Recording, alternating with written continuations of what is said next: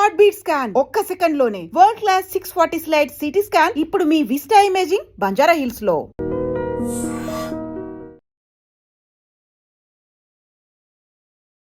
Welcome to iDream media. So D vitamin deficiency ఇప్పుడు చాలా మందిలో మనం చూస్తూ ఉన్నాము. అసలు ఎందుకు ఈ సమస్య ఇంతలా వస్తుంది, దీనికి సరైన పరిష్కారం ఏంటి, వివరాలు తెలుసుకుందాం. ఈరోజు మనతో పాటు ఉన్నారు ప్రముఖ డైట్ గురు వీరమాచినేని రామకృష్ణ గారు. సార్ నమస్తే. సార్ నమస్తే అమ్మా. ఎలా ఉన్నారు? ఫైన్ అమ్మా, always. Yes. So D vitamin deficiency, so D vitamin deficiency లేనిది ఎవరికి చెప్పండి, నాకు కూడా ఉంది డి విటమిన్ సో డెఫిషియన్సీ. ప్రపంచంలో అందరికీ ఉంది. మొన్న మధ్య నేను దుబాయ్లో మీటింగ్కి వెళ్ళి డి ఎంతమందికి 20 దాటి ఉందని అడిగాను. చాలా మంది ఉన్నారు మెంబర్స్. అసలు ఒక్కళ్ళు కూడా రెస్పాండ్ అవ్వాలి. అందరికీ 5, 10, 8, 12. దుబాయ్లో ఎండలు అంత బాగా లేకపోవడం ఏంటి, ఎండలోకి వెళ్తే అర్థమైంది. ఫస్ట్ ఆఫ్ ఆల్ మనం ఇప్పుడు దీని హెడ్డింగ్లోనే బూత్ ఉంది, విటమిన్ డి. ఇప్పుడు నేను అబ్బాయి అంటే ఎలా ఉంటుంది? నువ్వు అబ్బాయి కాదు కదా, నేను అమ్మాయి కాదు కదా. అది ధనలక్ష్మి అనే అబ్బాయి అన్నాను అనుకో, ఎంత బూతో. విటమిన్ డి అంటే కూడా అంతే బూతు. అది విటమిన్ కాదు. అసలు ఆ విటమిన్ డి కాని దాని విటమిన్ డి అంటమే అసలు ప్రపంచంలో ఇప్పుడు ఈ వైద్య సమాజం వాళ్ళు మన చెవులు ఎన్ని పూలు పెట్టారో అర్థం చేసుకోవచ్చు. ఏం జరిగిందంటే దాని హిస్టరీలో రెండో ప్రపంచ యుద్ధ కాలంలో ఇది కనిపెట్టాల్సి వచ్చింది. అంటే ఆ చరిత్ర అంతా వెళ్తే మనం టైం వేస్ట్ అవుతుంది. రెండో చరిత్ర కాలంలో సి అనే విటమిన్ కనిపెట్టిన తర్వాత వేరే ఒక వ్యాధి వచ్చినప్పుడు, దానికోసం రికెట్స్ అనే వ్యాధి వచ్చినప్పుడు పిల్లల్లో అప్పట్లో యుద్ధం జరుగుతూ ఉండేది. రెండో ప్రపంచ యుద్ధంలో వార్లో ఉన్న పిల్లలు ఏం చేసేవాళ్ళు అంటే, వీళ్ళు అండర్ గ్రౌండ్కి వెళ్ళిపోయారు. 2 నెలలు 3 నెలలు అండర్ గ్రౌండ్కి వెళ్ళిపోయేటప్పటికి ఎండ తగల వాళ్ళకి. ఎండ తగలిపోయేటప్పటికి చిన్నపిల్లల్లో వచ్చింది యాక్చువల్గా ప్రాబ్లము లండన్లో. అది వస్తే దాన్ని తగ్గించడానికి ఒకటి దాంతో సెట్ చేశారు. సెట్ చేస్తే ఏమైంది, దానికి పేరు పెట్టాల్సి వచ్చింది. అప్పుడు సి విటమిన్ ఒకటి అంతకుముందు పేరు పెట్టారు కాబట్టి ఇది కూడా విటమిన్ అయి ఉంటుంది అనుకుని డి విటమిన్ అని పెట్టేశారు. పెట్టినాక 4 కరుచుకున్నా ఏం జరిగిందంటే, యాక్చువల్గా దాన్ని డిసైడ్ చేసింది అది డి విటమిన్ అనుకున్నారు. అనుకున్నప్పుడు దాని మ్యాక్సిమం లిమిట్ సెట్ చేసిన వాళ్ళు ఎంతకు సెట్ చేశారంటే 300 సెట్ చేశారు. టాక్సిటీ లెవెల్ అంటారు దాంట్లో. డి విటమిన్లో చూడు, నువ్వు 30 to 100 అంటారు. 100+ అయితే టాక్సిటీ అంటారు. వీళ్ళు ఒరిజినల్గా సైంటిస్టులు అంటే దాన్ని కనుక్కున్న వాళ్ళ పేరు పెట్టినప్పుడు ఏంటంటే అది 300 అని డిసైడ్ చేశారు. సరే 300 అంటే జనాలు సేఫ్ సైడ్ దాటుతారు, ప్రజలు కొంచెం అలర్ట్గా ఉంచుదాం అని 100 పెడితే సేఫ్టీలో ఉంటుంది. ఒకవేళ పొరపాటు చేసినా 200లోనే ఉంటుంది తప్ప 300కి వెళ్ళదు అనుకుని 100 డిసైడ్ చేశారు. ఒరిజినల్గా వాళ్ళు సెట్ చేసింది 300. ఇంకో ముఖ్యమైన పాయింట్ కూడా చెప్తాను. ఇందులో మోసం ఉంది. మోసం కాదు, ఒక అజ్ఞానం కూడా ఉంది. ప్రపంచం పోయే మోసం కూడా ఉంది. ఇప్పుడు ఆఫ్రికాలో 7 అడుగులు ఉంటాడు ఒకడు, వాడు చైనాలో పొట్టిగా 5 అడుగులు ఉంటాడు. వీళ్ళిద్దరూ ఒకటేనా? కాదు కదా. అమెరికాలో అమ్మాయిలు వీళ్ళంతా నిలబడి ఉంటే నేను నిలబడితే ఇలా మాట్లాడాల్సి వస్తుంది. నాలాంటి పెద్ద ఫ్రేమే. నాకు నీ పోటీ అయితే వాళ్ళు ఎలా చూస్తా మాట్లాడాల్సి వస్తుంది కదా. అంటే ఆ ఫ్రేమ్లో మన ఫ్రేమ్లో ఒకటేనా? మరి మన పారామీటర్స్ 2 ఒకటే ఎలా ఉంటాయి? ఇది ఎలా డిసైడ్ చేస్తారంటే, డి విటమిన్ ఈ వాల్యూస్ లెక్కేసేటప్పుడు తెల్లవాళ్ళని లెక్కలో తీసుకున్నారు. యూరోపియన్స్ని అమెరికన్స్ని దృష్టిలో పెట్టుకున్నారు. వాళ్ళు తెల్లతోలు, వాళ్ళకి మెలనిన్ ఉండదు. ఎందుకు ఉండదు? ప్రకృతి చేసిన ఏర్పాటు. చలి ప్రదేశంలో ఉండేవాళ్ళు తెల్లగా ఉంటారు. ఎక్కడైనా చూసావా నువ్వు, చైనా వాడు చలి ప్రదేశం ఉంటుంది. ఇప్పుడు మన నార్త్కు పోతే నార్త్లో అంతా తెల్లగా, కాశ్మీర్ వాళ్ళంతా ముగ్గింజాంకెళ్ళగా ఉంటారు. మనం వచ్చేటప్పటికి ఇటు నలుపు వస్తుంది. తమిళనాడుకి వచ్చేటప్పటికి అటు నుంచి బెల్ట్ ఇటు తిరిగేటప్పటికి నలుపు వస్తుంది. సో ఆఫ్రికాకి వెళ్తే ఇంకా ఉంటుంది. తేడా ఏంటి? మంచుకు దగ్గరగా ఉండే వాళ్ళందరూ తెల్లగా ఉంటారు. ఎందుకు జరిగిందంటే ప్రకృతి ఏర్పాటు. మనలో మెలనిన్ అనే కంటెంట్ ఉంటుంది కదా, వాళ్ళకి అసలు ఉండకుండా చేశారు నేచర్గా. ఎందుకు జరిగిందంటే, వాడు ఎండ దొరకదు. ఎప్పుడో ఎండ దొరికితే ఇట్ట 5 నిమిషాలు చాలా వెళ్ళిపోతుంది, మబ్బుల్లో కనిపించదు. ఆ 5 నిమిషాల ఎండలోనే ఎక్కువ గ్రహించుకుంటానికి గాను ఏ అడ్డం లేకుండా ఉండడం కోసం మెల్లని లేకుండా చేశారు. అందుకని అది తెల్లతోళ్ళు. మనకి 12 గంటలు పగలు, 12 గంటలు రాత్రి ఉంటుంది. అందుకని మన సగం బ్రౌన్ తోళ్ళు అంటాం. మనకు బ్రౌన్ తోళ్ళు. సో మనకి ఈ పారామీటర్ పనికిరాదు. 2 నల్లాళ్ళు ఉంటారు. వాడు ఎప్పుడు ఎండలో ఉంటాడు, బాగా ఆఫ్రికన్ ఎండలో పేలిపోతూ ఉంటాయి. సో వాడు ఆఫ్రికన్ ఎండలో పేలిపోతే కూడా ఆ ఎండలో మరీ ఓవర్గా చర్మాన్ని హాని చేయకుండా మెలనిన్ కంటెంట్ ఎక్కువ పెట్టారు. సో తెల్లోడి కోసం పెట్టిన 30 to 100 అనేది మనకెట్ట పనికి వస్తుంది? మన నిజం చెప్పాలంటే స్టాండర్డ్స్ ఎలా పెట్టాలంటే, ఒక స్టాండర్డ్స్ పెడితే ఇండియన్స్కి వచ్చేటప్పటికి మీకు 80 నుంచి 200 అలా పెట్టాలి. మన స్టాండర్డ్స్ పెట్టాలి అంటే అది కూడా బూతే. ఇప్పుడు డి విటమిన్ అనుకుంటే ఆ నల్లవాళ్ళకి వచ్చేటప్పటికి 150-200 బిగించాలి మినిమం. ఈ తెల్లోడికి వచ్చేటప్పుడు 30 పెట్టాలి. మన ఇది ఏంటంటే యూనిఫామ్. అమెరికా వాడు దురదొస్తే అందరికి ఒప్పుకోవాలి. సో అదే సిద్ధాంతంలో ఇది పెట్టారు. సో అది ఒక కుంభకోణం. ఎందుకుని ఇది నేను విటమిన్ కాదు హార్మోన్ అంటానంటే, అసలు విటమిన్ అనే దానికి 2 రకాల డెఫినేషన్లు ఉన్నాయి, 2 రకాల అర్థాలు. It's an organic compound that cannot be synthesized by human body. ఇది విటమిన్ అంటే బాడీలో తయారు కాదు. ఇప్పుడు A vitamin, C vitamin, B vitamin, E vitamin, K vitamin శరీరంలో తయారవుతాయి అవ్వవు. కాబట్టి ఓ నిమ్మకాయ నుంచో, క్యారెట్ నుంచో, ఇంకా ఇతర వాళ్ళ నుంచో దేని నుంచి ఇస్తారు, బయట నుంచి ఇస్తారు. అది లేదు కాబట్టి శరీరం తయారు చేయలేదు కాబట్టి. ఇప్పుడు హార్మోన్లు ఉంటాయి, విటమిన్స్, హార్మోన్స్. హార్మోన్ ఏంటి, శరీరం తయారు చేస్తుంది.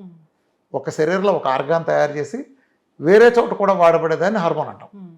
ఇప్పుడు ఇక్కడ థైరాయిడ్ తయారవుతుంది, మెటబాలిక్ రేట్ని సెట్ చేస్తుంది. ఇన్సులిన్ ఉంటుంది, ఇన్సులిన్ ప్యాంక్రస్ బీటా సెల్స్ తయారై వేరే చోట సెల్లో పంపడానికి మన వెయిట్ గెయిన్ మేనేజ్మెంట్కి ఉపయోగపడుతుంది. అట్లానే ఈస్ట్రోజన్, టెస్టోస్టెరాన్లు ఇవన్నీ హార్మోన్లు కదా. ఇది హార్మోన్ అంటే శరీరం తయారు చేస్తుంది కదా. డి విటమిన్ ఎలా తయారవుతుంది, సూర్యుడి నుంచి వచ్చిన ultraviolet UV B rays దాని చర్మంలో కింద చేరే కొలెస్ట్రాల్తో అనుసంధానం చెంది ఇది దీని తర్వాత లివర్ నుంచి వచ్చిన ఎంజైమ్స్, కిడ్నీ నుంచి వచ్చిన ఎంజైమ్స్ లాంటివి కలిసిన తర్వాత active form of D vitamin మారుతుంది. ఓన్లీ సోర్స్ సూర్యుడి నుంచి వస్తుంది, సప్లిమెంటేషన్ కూడా పనికి వస్తుంది. సూర్యుడి నుంచి వచ్చేది మెయిన్ మ్యానుఫ్యాక్చరింగ్ అది. సో ఇది వచ్చేది కూడా యాడ్ అవుతుంది, సూర్యుడి నుంచి వచ్చేదానికి ఇది కూడా యాడ్ అయ్యి ఈ రెండు కలిపినాక కూడా ఏమవుతుంది, శరీరం ఇచ్చే నీకు active form of D vitamin అవ్వదు. దాన్ని పూర్తిగా మారాలంటే లివర్ నుంచి వచ్చిన ఎంజైమ్స్, కిడ్నీ నుంచి వచ్చిన ఎంజైమ్స్ కూడా కలవాలి. సో అందుకే కిడ్నీ ప్రాబ్లం ఉన్నాళ్ళు, క్రానిక్ లివర్ డిసీజ్ ఉన్న వాళ్ళకి డి విటమిన్ నువ్వు ఎంత సప్లిమెంట్లు ఇచ్చినా ఎంతసేపు ఎండలో కూర్చోబెట్టి తయారు కాదు. ఎందుకని ఆ లివర్ నుంచి కిడ్నీ నుంచి వచ్చిన ఎంజైమ్స్ తయారయ్యి అక్కడ అసోసియేషన్ కలవంది, నీకు అది ఫుల్ ఫామ్ కాదు. అర్థమైందా? సో సప్లిమెంటేషన్ మంచిదైతే పనికి వస్తుంది, కానీ ఎండ ఉండడం కంపల్సరీ, బేసిక్గా ఎండే. సో శరీరం తయారు చేసేదాన్ని మనం ఏ రకంగా విటమిన్ అంటాం, శరీరం తయారు చేయకూడదుగా. ఇప్పుడు ఇక్కడ తయారవుతుంది శరీరంలో, ప్రతి ఆర్గానికి ఉపయోగపడుతుంది డి విటమిన్. అందుకే శరీరంలో ప్రతి చోట విడిఆర్ అంటారు, విటమిన్ డి రిసెప్టార్ ఉంటుంది అన్ని సెల్స్లో, ఎక్కువ సెల్స్లో. అంతే vitamin B receptor, vitamin C receptor, vitamin K receptor అని ఉండదు, ఓన్లీ విటమిన్ డి ఉంటుంది. అంటే అది విటమినే కాదని మీనింగ్, ఆ చెప్పడం కోసం బయోకెమిస్ట్రీలోనే మనకి దానికి అర్థం ఉంటుంది. కాకపోతే ఏం చేశారంటే వీళ్ళు ఎప్పుడైతే కాదని తెలిసినప్పుడు దిద్దుకోవచ్చు. ఎవడైనా మొదట తప్పు చేయొచ్చు, దాని సిద్ధాంతాలు మారతాయి. భూమి బలపరుపుకుండదని తర్వాత గుంటలు ఉందని ఒప్పుకున్నారు కదా, అలా మారినట్టు దీన్ని కూడా మార్చచ్చు. కానీ మారిస్తే వాళ్ళ వ్యాపారాలకి అడ్డం అవుతుంది. ఎవరికైతే డి విటమిన్ బలంగా పుష్కలంగా ఉంటుందో వాడికి హాస్పిటలైజ్ అయ్యే అవకాశం చాలా తక్కువ. మన పెద్ద తరంలో ఇప్పుడు మన పెద్దవాళ్ళని తీసుకో, వాళ్ళకి జబ్బులు ఉండే కాదు. పోతే బాల్యంతరాల్లో పోయేవాళ్ళు, లేకపోతే చిన్నపిల్లలు జబ్బులు వచ్చిపోయేవాళ్ళు తప్ప పెద్ద వయసు వాళ్ళంతా మగాళ్ళంతా స్ట్రాంగ్ ఉండేవాళ్ళు. చూసేవా, 100 ఏళ్ళు బతుకుండేవాళ్ళు, 90 ఏళ్ళు కూడా జాంకాయలు తినేవాళ్ళు, పచ్చి జాంకాయలు. ఎందుకనంటే వాళ్ళు ఎండలో చొక్కా లేకుండా పనిచేస్తారు, ఇంత నెయ్యి వేసుకునేవాళ్ళు. సో విటమిన్ డి వాళ్ళకి పుష్కలంగా అందేది కాబట్టి బోన్స్ కానీ పళ్ళు కానీ అంత స్ట్రాంగ్ ఉండేవి. అర్థమైంది? విటమిన్ డి చాలా అవసరం శరీరానికి. ఈ మన శరీరంలో దేని పనికి వస్తుందంటే మన శరీరంలో కాల్షియం అబ్జర్వ్ చేయడానికి ఉపయోగపడుతుంది. అది K2తో కలిపి కాంబినేషన్ చేయాలి. K2తో కలిపి కాంబినేషన్ విటమిన్ D3 తీసుకున్నప్పుడు కాల్షియం తీసుకెళ్ళి మామూలుగా పేగుల్లో, కోలాల పెద్ద పేగుల్లో అది అబ్జర్వ్ అవుతుంది కాల్షియం తెలుసు కదా. మన బోన్స్ బలంగా ఉండాలంటే ప్రధాన ఆహారం ఏంటి? కాల్షియం. మన పళ్ళు బలంగా ఆరోగ్యంగా ఉండాలంటే ప్రధాన ఆహారం ఏంటి? కాల్షియం. ఈ కాల్షియము ఇప్పుడు వాళ్ళ సమస్య ఏంటంటే కాల్షియం సప్లిమెంట్లు వేసుకుంటారు కానీ బోన్స్కి అందదు. ఎందుకని? విటమిన్ డిని గుర్తించట్లే వీళ్ళు. ఇప్పుడు నీకు లారీలో సామాన్ ట్రాన్స్పోర్ట్లో లారీ నిండా వచ్చింది అనుకోమ్మా, ఓ లారీ సామాన్ వచ్చింది నీకు. ఇప్పుడు నువ్వు టీవీఎస్ 50 వేసుకెళ్ళావు, నీ ఇంటికి ఎన్ని వస్తాయి సామాన్లు తిరిగి? టీవీఎస్ 50 సరిపడా వస్తాయి, లారీ రావు. అట్లానే కాల్షియం 100 యూనిట్లు ఉందనుకో, 5 యూనిట్లు అబ్జర్వ్ చేయడం ద్వారా డి విటమిన్ నీ దగ్గర ఉందనుకో, కాల్షియం నీ బాడీ ఎంత తీసుకుంటుంది? 5 యూనిట్లు తీసుకుంటుంది. సో నీకు తింటావు, నీ కాల్షియం ఉంది కానీ డెఫిసిట్. అర్థమైందా? సో అది K2తో కలిపినప్పుడు కాల్షియంని బ్రష్గా అబ్జర్వ్ చేసి K2తో బ్రష్గా అబ్జర్వ్ అవుతుంది. పైగా కాల్షియం ఎక్కువ రక్తంలో వదిలేయటం వల్ల ఏం జరుగుతుందంటే అది యూరిన్ నుంచి డిస్పోజ్ అయ్యేటప్పుడు ఆహారం నుండి ఆక్సిలేట్తో కలవటం వలన ఈ రెండు కాంబినేషన్లో ఎంత ఎక్కువ కాల్షియం యూరిన్లో డిస్క్రియేట్ అవడానికి అవైలబుల్గా ఉంటే అంత ఆక్సిలేట్తో ఎక్కువగా కలిసి ఈ రెండు కలిపి కిడ్నీలో స్టోన్స్ ఫామ్ అవుతాయి. ఇవాళ మనకి కిడ్నీలో స్టోన్స్ అంటారు కదా, ఈ కిడ్నీలో స్టోన్స్ ఫామ్ అవడానికి 100కి 90 నుంచి 95% కారణం కాల్షియం, ఆక్సిలేట్, ఈ రెండింటి కాంబినేషన్. సో ఆ కాల్షియం కనుక మనం అబ్జర్వ్ చేసేసుకుంటే అక్కడ నీకు యూరిన్లో కలవటం కూడా ఉండదు కదా, తేడా అర్థమైంది. సో డి విటమిన్ ఉపయోగం అంత ఉంది. ఇవాళ డి విటమిన్ ఎండకి మనం అందరం మానేసాం, ఎండకెళ్ళటం మానేసాం. ఎండకెళ్ళటం ఎండలో వాకింగ్ చేయటం, చల్లగాల్లో అటు ఇటు తిరగటం, నెత్తిన టోపీ పెట్టుకు ఎండలో కూర్చోడం కాదు. శరీర భాగాలని కాన్స్టెంట్గా చర్మాన్ని దాన్ని ఎక్స్పోజ్ ఇవ్వాలి. అది దీని మూలం కొంత నల్లబడతారు అనుకోవచ్చు కానీ మనం అది చాలా అవసరం. అట్లనే సన్ స్క్రీన్ లోషన్స్ అవన్నీ రాసుకుని ఎండలోకి వెళ్ళకూడదు. అది సన్ స్క్రీన్ లోషన్స్ మన రేస్ సరైన గ్రహించలేవు.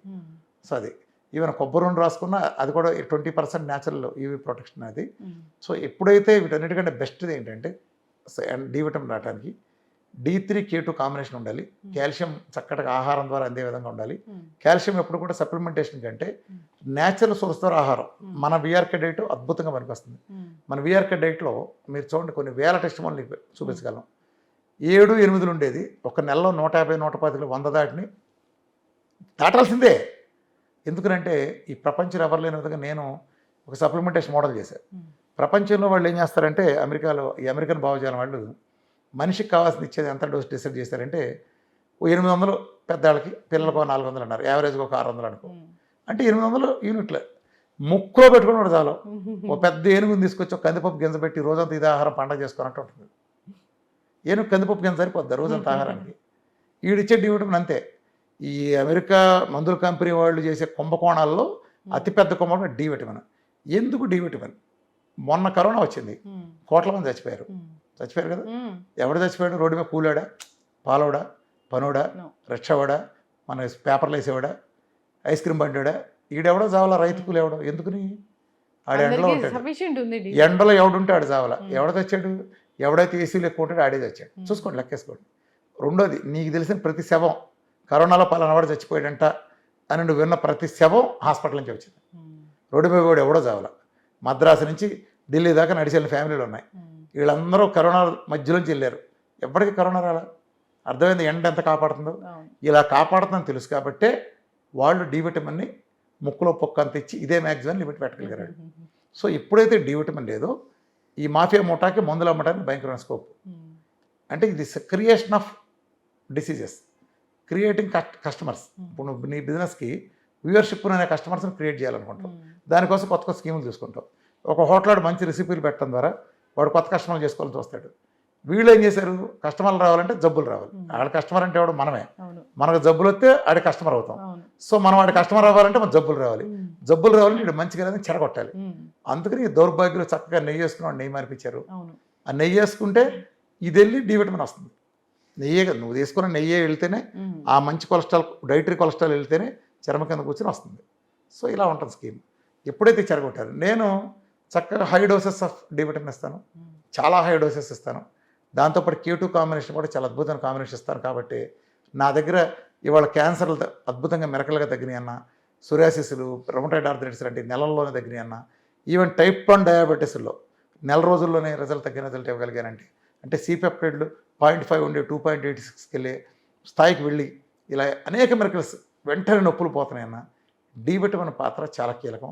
నేను పుష్కలంగా డి విటమిన్ అందేటట్టు చూస్తాను. డి విటమిన్ అందడానికి బెస్ట్ సోర్స్ సూర్యుడు.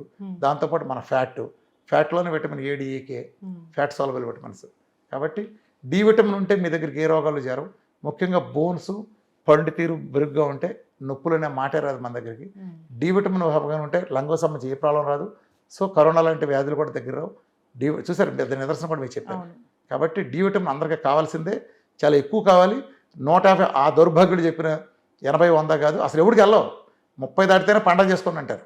నీకు 100 మార్కుల్లో 35 వస్తే పండగ చేసుకుంటావా, 90 వస్తే పండగ చేసుకుంటావా?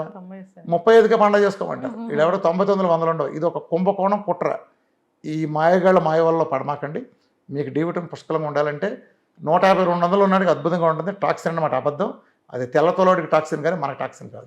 ఖచ్చితంగా సార్. సో ప్రతి ఒక్కడికి డి విటమిన్ ఆడ మగ లేదు. ఎండలో కూర్చోండి. ఆడొక్కడే మన దేవుడు సూర్యుడు. అడిగే దండం పెట్టుకుంటారు, కూర్చుంటారు. సూర్య నమస్కారాలు అందులో పెట్టింది. నమస్కారాలు ఇంట్లో చేస్తే ఫలితం రాదు, సూర్యుడిలో చేస్తేనే ఆసనాలు ఫలితం వస్తాయి. అర్థమైందా? సో ఇలాంటిది సూర్యుడు అవసరం అంత ఉంది. ఖచ్చితంగా సార్, చాలా చక్కటి ఇన్ఫర్మేషన్ అండి. డి విటమిన్ అంటే అది విటమిన్ కదా, అది ఒక హార్మోన్, అది శరీరం తయారు చేసుకుంటుంది. ఖచ్చితంగా అందరూ సూర్యరశ్మికి ఎక్స్పోజ్ అవ్వాల్సిందే. పర్టికులర్గా మీరు చెప్పిన టైంలో నెయ్యి బాగా తినాల్సిందే. సో డి విటమిన్ డెఫిషియన్సీ ఉన్న వాళ్ళు ఈ కాల్షియంతో పాటు తీసుకుంటే కనుక ఖచ్చితంగా అబ్జార్ప్షన్ అనేది ఉంటుంది. చాలా చక్కటి ఇన్ఫర్మేషన్ అండి. ధన్యవాదాలు.